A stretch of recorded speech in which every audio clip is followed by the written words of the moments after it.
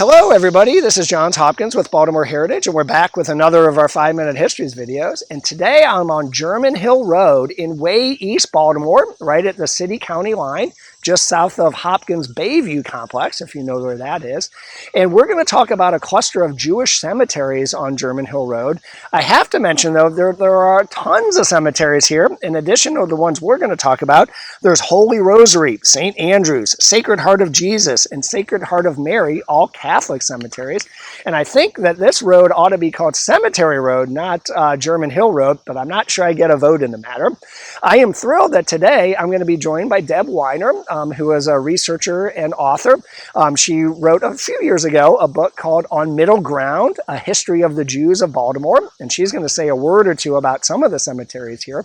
But let me start out with just a brief word of context about Baltimore's Jewish population. We've had Jewish Baltimoreans for a long time. In 1825, we had about 100 Jews in Baltimore.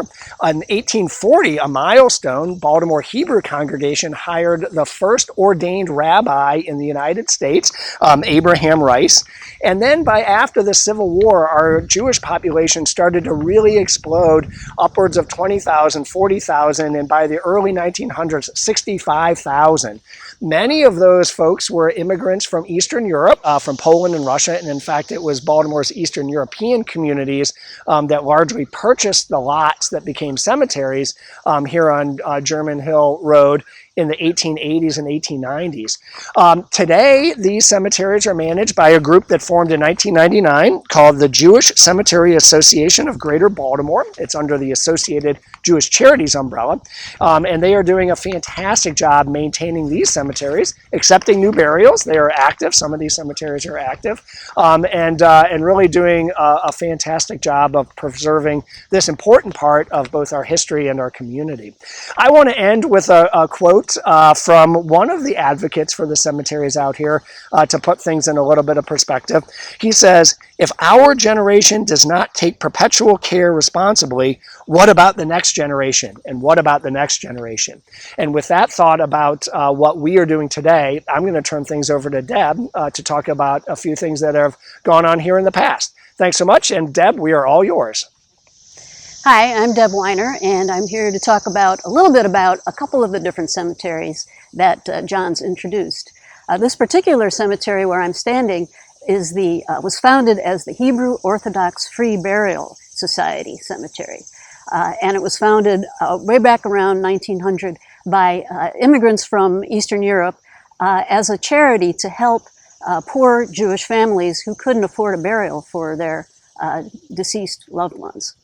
So that's how it started, and from there, it functions now as a cemetery for other people too, but free burial services still exist in Baltimore's Jewish community. So one interesting feature about this cemetery is a children's section, and it's a section, really a field of basically unmarked graves where infants were buried, and for years it was just people had no marker to see where who the children were.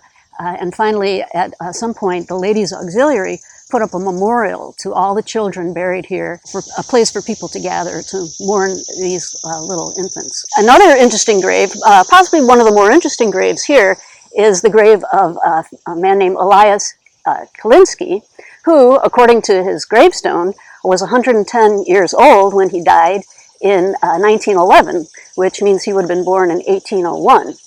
Now, when he was alive, the newspapers got very interested in him, and actually there was an article written about him in 1907 claiming at that time that he was 114.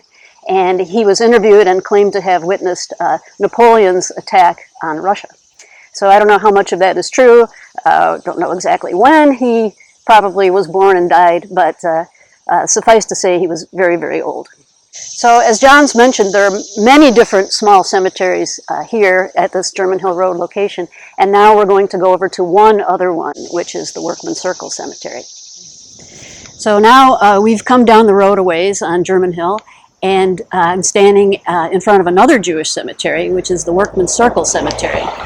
The Workman Circle was an organization that was founded around 1900 in New York as a mutual aid group, which provided, members pooled their resources to provide each other with unemployment relief, health care, burial funds, just to support each other in times of stress. So there were branches of the Workman Circle all over the country. And as the name implies, the Workman Circle was also very supportive of the labor movement. It was a socialist organization that supported strikes and helped the workers. The organization still exists today, the Workman Circle, a national organization with different chapters around the country. So this Workman Circle Cemetery was again founded in the early 1900s. Also in here are other cemeteries. They sold off some of their plots to other small Jewish groups. So this too is kind of a mixture of different cemeteries. One very interesting feature of this cemetery is a Holocaust memorial, which was put up after World War II. I'm going to read the inscription. The memorial has a cement perimeter that forms a star.